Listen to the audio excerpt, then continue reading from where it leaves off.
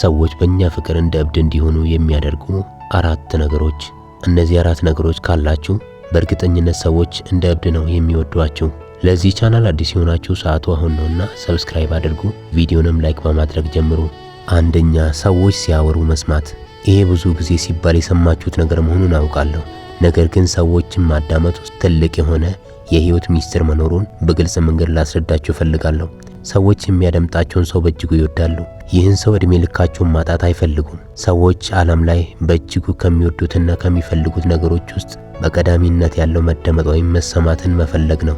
አብዛኛው ሰው ማውራት እንጂ መስማት አይወድም። ስለዚህ የሚያወራው ሰው ቁጥር ብዙ ነው፣ የሚያዳምጥ ሰው ግን አናሳ ነው። ከዚህ የተነሳ የሚያደምጥ ሰው በእጅጉ ተፈላጊ ነው።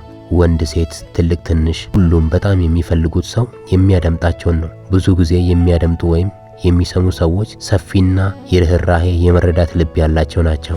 ነፍሳቸው ሰዎችን ትወዳለች። እስኪ እነሳ በአንድ ምሳሌ ላስረዳችሁ። ባልና ሚስት በሚጣሉበት ጊዜ አንድ የተለመደ አባባል አለ። የጓደኛህን ሚስት ተንከባከባት፣ ሲጣሉ ያንተ ናት። ጓደኛሽን ባልተንከባከቢው፣ ሲጣሉ ያንቺው ነው የሚባል አባባል አለ። ይህ አባባል ስለ ጥሩ ነገር የተነገረ ባይሆንም ግን ደግሞ ስለ እውነታ የተነገረ ነው። አባባሉ ዝም ብሎ የመጣ አይደለም። ለምን ይህን ምሳሌ እንዳነሳው አሁን ልንገራችሁ። ሚስት ከባሏ ስትጣላ ብዙ ጊዜ በመሃል ገብቶ የሚያስታርቀው በቅርባቸው ያለ ጓደኛ ነው። የባል ጓደኛ ለሚስቱ ቅርብ ይሆናል። ልክ እቺ ሴት ከባሏ ጋር ስትጣላ የባሏ ጓደኛ ይመጣና ቁጭ ብሎ ጆሮን ስለተፈጠረው ጉዳይ ጆሮን ሰጥቶ ከልቡ ያደምጣታል። ምናልባት እኮ እቺ ሴት ከባሏ ያጣላት ነገር ባሏ ላይ ሰማ ትችል ይሆናል። ይህ የባሏ ጓደኛ ደግሞ እርሷ ከባሏ ያጣችውን ነገር እየሰጣት ነው። ቁጭ ብሎ ብሶቷን፣ ሐዘኗን፣ ጭንቀቷን፣ የደረሰባትን በደል ሁሉ ስታወራው ይሰማታል። በዚህ ጊዜ እቺ ሴት ቀጥታ ከባሏ ጓደኛ ጋር ልትተኛ ትችላለች። ባለም ልክ እንዲሁ ብሶቱን የምትሰማለት ሴት ጓደኛ ካለው በእርግጠኝነት ከዚህ ሴት ጋር ሊተኛ ይችላል።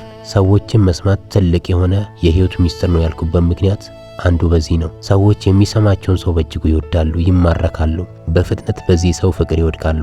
የአብዛኛው ሰው ደካማ ጎን መሰማት ነው። ስለዚህ ሰዎችን የሚሰማ ሰው ምን ያህል አቅም ያለው ሰው እንደሆነ ማወቅ አለብን። ሌሎች ምሳሌዎችን አንስተን ማውራት እንችላለን። በውጭው ዓለም በተለያዩ ጭንቀት ውስጥ ያሉትን ባለሀብቶችን እየሰሙ ገንዘብ የሚሰሩ ሰዎች አሉ። ሰዎች የሚያደምጣቸውን ሰው በገንዘብ ቀጥረው ውስጣቸው ያለውን ብሶት በማውጣት እፎይታን ያገኛሉ። ስለዚህ ሰዎችን መስማት ማለት እነርሱን መቆጣጠር ማለት ነው። ሁለተኛውና አስደናቂው የማይለመድ ስሜት መስጠት። ሰዎች የሚወዱት እኛን ሳይሆን ከኛ ጋር ያላቸውን ስሜት ነው። ከኛ ጋር ሲሆኑ የሚሰማቸው ስሜት እኛን እንዲያሳድዱ ያደርጋቸዋል። ይህ ማለት ምን ማለት ነው? በቀላሉ እንመልከት። አብዛኛው የሰው ልጅ ታሪክ አኗኗሩ ተመሳሳይ ነው። ይህ አሁን ያለው ትውልድ እዚህ የደረሰው ቋሚ የሆነ ስርዓት ይዞ ነው። ይህ ማለት ሰዎች እርስ በርስ ይፈላለጋሉ። ወንድ ሴትን ይፈልጋል፣ ሴትም ወንድን ታሳድዳለች። ሁለቱም በጉጉት ይፈላለጋሉ። መጀመሪያ ሰሞን ላይ በፍጹም አይሰለቻቸውም፣ አውርተው አይጠግቡም፣ ተለያይተው መቆየት አይችሉም። እስኪገናኙ ድረስ በናፍቆት አለንጋ ይገረፋሉ። እነዚህ ሁኔታዎች ለተወሰኑ ጊዜያቶች ይቀጥላሉ።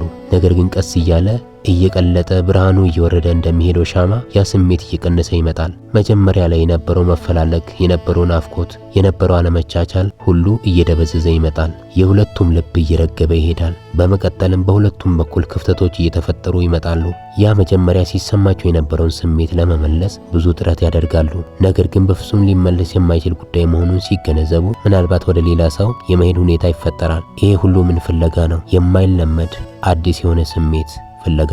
ከሰው ልጅ ተፈጥሮ መሃል አንዱ በየጊዜው አዳዲስ ነገሮችን መፈለጋችን ነው። አዲስ ነገር ከሌለ ደስታ እንኳን ሐዘን ይሆናል። ሰው እድሜ ልኩን ደስተኛ ሆኖ መኖር አይችልም፣ ሐዘንተኛም ሆኖ መኖር አይችልም። ስለዚህ ሐዘንና ደስታ ይፈራረቁብናል። በዚህ መሃል ነው የህይወት ጣዕም ያለው። በግንኙነት መሃልም ልብን ከፍ ዝቅ የሚያደርጉ የሚያጓጉ ገጠመኞች ከሌሉ ያ ግንኙነት ሊዘልቅ አይችልም። በተለይ የፍቅር ግንኙነት ውስጥ ይህ እጅግ አስፈላጊ ነው። ወንድና ሴት ጾታቸው ለተወሰነ ጊዜ እንዲፈላለጉ ሊያደርጋቸው ይችላል። ነገር ግን ይህ ጉጉትና መፈላለግ እንዲቀጥል የሚያደርገው በመካከላቸው የሚፈጠሩ አዳዲስ አኗኗሮች፣ ሁለቱ ብቻ ሊደሰቱበት የሚችሉ ልማዶችን መፍጠር መቻላቸው ነው። ሁሌም ነገሮችን በተመሳሳይ መንገድ ማድረግ ይሰለቻል። ተመሳሳይ አመጋገብ፣ ተመሳሳይ አለባበስ፣ ተመሳሳይ የሆነ ውሎና አዳር፣ ተመሳሳይ የሆነ አካባቢ፣ ተመሳሳይ የሆነ የማይሻሻል ዕውቀትና ልምድ፣ የማያድግ ኑሮ፣ የማያድግ በራስ መተማመንና የማያድግ ግንኙነቶች፣ የማያድግ መንፈሳዊ ህይወት። እነዚህ የመሳሰሉ ነገሮች ተደምረው በህይወታችን ስልቹ እንድንሆን ያደርጉናል። ለመደሰት ይህንን ሁሉ ሂደት መሄድን ስናስብ ራሱ ከባድ ነው አይደል? ቢሆንም ህይወት ነውና የግድ ሀዘናችንን ቀንሰን ደስታችንን ለመጨመር በአራቱም አቅጣጫ በህይወት ውስጥ አዲስ ነገር ለመፍጠር ስንል አሮጌ የሆኑ ልማዶችንና የማይጠቅሙ የባህል ስርዓቶችን ትተን አዲስ ነገር ለመሞከር በየጊዜው መጣጣር አለብን። እናም በየጊዜው አዳዲስ ነገሮች የሚታዩበት ሰው በሰዎች ዘንድ እጅግ የተወደደ ነው። ንግግሩ፣ እውቀቱ፣ ጸባዩ፣ ስነ ምግባሩ፣ አለባበሱ፣ ከሰዎች ጋር ያለው መግባባቱ፣ መንፈሳዊ ህይወቱ፣ የሚኖርበት ስፍራና ቤት መቀየሩ፣ ስራው መቀየሩ በሰዎች ዘንድ ተፈላጊ እንዲሆን ያደርገዋል። በአዳዲስ ስሜቶች ውስጥ የሚኖር ሰው ስለሚሆን ሰዎች ይህንን አዲስ ስሜት ለመካፈል ሲሉ ይፈልጉታል። እናም ሰው በጣም እንዲወዷችሁ የተለየ ነገር ማድረግ ሳይጠበቅባችሁ ባላችሁ አቅም አዳዲስ ነገሮችን ለመፍጠር እና በአዳዲስ አኗኗር ለመኖር ዘወትር መትጋት አለባችሁ። ይህ ሲሆን በበሽታ አልጋ ላይ ሆኖ መድኃኒትን እንደሚፈልግ ሰው ይፈልጋቸዋል። በተለይ በፍቅር ግንኙነት ውስጥ አዳዲስ ነገሮች እጅግ አስፈላጊ ናቸው። አዳዲስ ነገሮችን ለመሞከር የማይፈሩ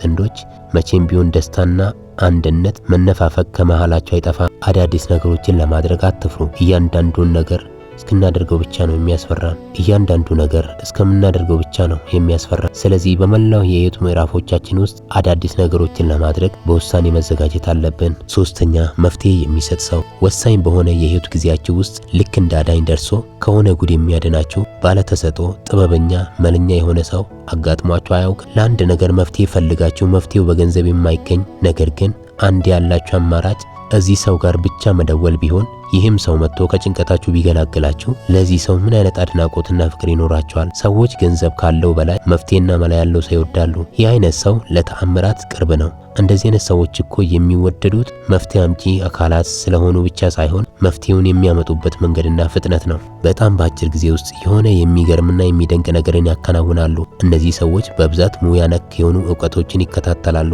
በዓለማችን ላይ ቴክኖሎጂን እንዲያሳድጉትና እዚህ ያደረሱት የዚህ አይነት ሰዎች ናቸው። አእምሯቸው በጣም የተባረከና ፈጣን ነው። ጉልበትን የሚቀንስ አእምሮን በደንብ የሚያሰራ ግኝቶችን ያገኙ፣ በተወሰነ መልኩም ቢሆን ዓለም ላይ ነገሮች ቀላል እንዲሆኑ ያደረጉ የመፍትሄ ሰዎች ናቸው።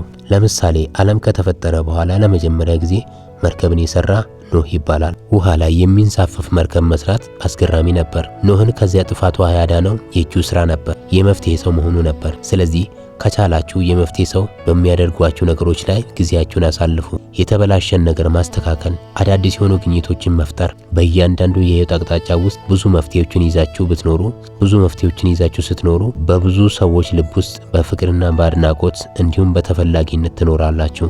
አራተኛ፣ ርቀቱን የሚጠብቅ ሰው። ርቀት መጠበቅ የጠቢባን ስራ ነው። ርቀት መጠበቅ ማለት ሰዎችን መሸሽ ሳይሆን የሰዎችንም የራሳችንንም ድንበር ሳናስነካና ሳናልፍ በልክ መኖር ማለት ነው። ሰዎችን ከልክ በላይ መቅረብ ንቀትን ያመጣል። እንደገናም ደግሞ ከሰዎች በጣም መራቅም ትዕቢተኛ፣ ጉረኛ፣ ተንኮለኛ፣ ሰው የማይወድ ነገረኛ ሰው እንድንባል ያደርገናል። ስለዚህ በሁለቱም በኩል ያለውን ሚዛን ጠብቆ መኖር ማለት ርቀትን መጠበቅ ይባላል። ሁሌም ቢሆን በሰዎችና በእናንተ መካከል ትንሽ ርቀት መኖር አለበት። ሌላው ቀርቶ እንኳን ከሰዎች ጋር ስታወሩ ቢያንስ 1 ሜትር ያህል ርቀት በመካከላችሁ ቢኖር ይመረጣል። ሰው ላይ ዝም ብላችሁ ጥብቅ አትበሉ። በተደጋጋሚ ወዳጆቻችሁንና ጓደኞቻችሁ ቤት እግር አታብዙ። አንድ ሰው ካጠገባችን አለል ላይ ካለ ጭንቀትና ውጥረት ውስጥ እንገባለን። ስለዚህ የሰዎችን አእምሮ እስክናጨናነቅ ድረስ በአካልም በስሜትም መገኘት የለብንም። ሁሌም ቢሆን ሰዎች ናፍቀናቸው ወይም ናፍቀውን ልናገኛቸው ይገባል። ይህ ሲሆን ሰዎች ከኛ ጋር ጊዜ ለማሳለፍ በእጅጉ ይፈልጋሉ። ርቀታቸውን የሚጠብቁ ሁሌም የማይገኙ ሰዎች በጣም ተፈላጊና ተናፋቂ ሰዎች ናቸው። ስለዚህ ሌላ ነገር አልተጠየቃችሁም። ርቀታችሁን ጠብቁ። በዚያ ርቀት መሃል ፍቅር የሚባል ነገር አለ። አክብሮት፣ ናፍቆት የሚባል ነገር አለ። ጉጉት የሚባል ነገር አለ። እነዚህ ስሜቶች እዚያ ክፍተት መሃል የሚኖሩ ናቸው። ስለዚህ ተወዳጅነታችሁን ለማስቀጠል ርቀታችሁን ጠብቁ። እስካሁን ስለተከታተላችሁኝ አመሰግናለሁ። ለዚህ ቻናል አዲስ የሆናችሁ ሰዓቱ አሁን ነውና ሰብስክራይብ አድርጉ። ቪዲዮንም ላይክ አድርጉ። ሐሳባችሁን ኮሜንት ላይ ጻፉልኝ። አመሰግናለሁ።